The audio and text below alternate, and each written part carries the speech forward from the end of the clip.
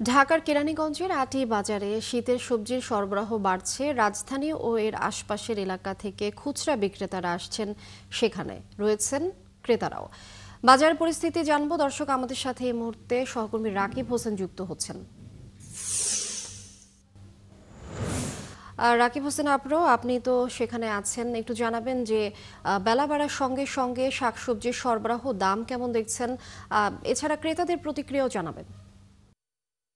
যেহেতু শুক্রবার, আজকে খুচরা বিক্রেতাদের পাশাপাশি কিন্তু যারা ভোক্তা আছেন স্থানীয়, তারাও কিন্তু সকাল থেকে বাজারে উপস্থিতি তাদের দেখা যাচ্ছে। এবং আমরা কিছুক্ষণ আগে কলাতিয়া বাজারে ছিলাম, সেখানে সকাল 9টা পর্যন্ত মোটামুটি পাইকারি বাজার ছিল জমজমাট। সেখান থেকে এই আটি বাজারের অনেক খুচরা বিক্রেতা সেখান থেকে শাকসবজি সংগ্রহ করেছেন। তো শীতের যেহেতু এখন শাকসবজির সরবরাহ বাড়ছে, সেই হিসাবে দাম কিন্তু আগের তুলনায় একটু কমতির দিকে আছে। আমরা কৃষকদের সাথে যখন কথা বলেছি, কৃষকরা বললেন যে তারা এখন ভালো দাম পাচ্ছেন এবং তাদের ফলন ভালো হয়েছে।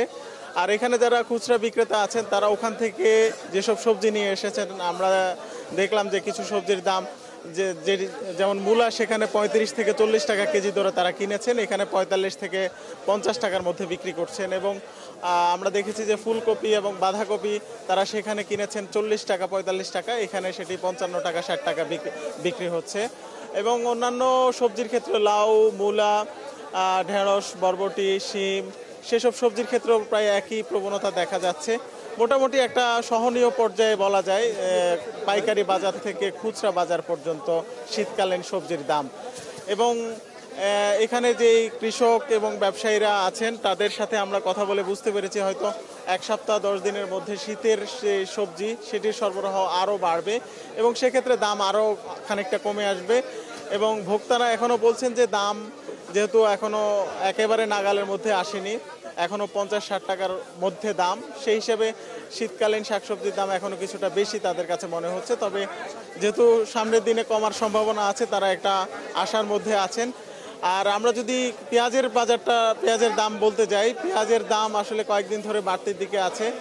এখন সেটি বিক্রি হচ্ছে 100-110 টাকার কেজি দরে।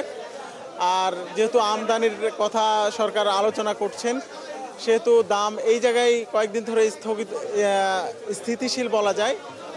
পেঁয়াজের দাম এই মাসটাতে হয়তো এরকমই থাকবে, এরকম একটা আশা করা হচ্ছে।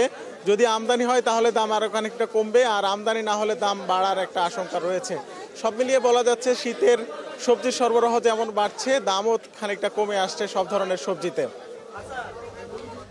রাকিব হোসেন আপরো, অনেক ধন্যবাদ আপনাকে যুক্ত হবার জন্য। দর্শক, ঢাকার কেরানীগঞ্জের আটি বাজারের পরিস্থিতি জানাচ্ছিলেন সহকর্মী রাকিব হোসেন আপরো।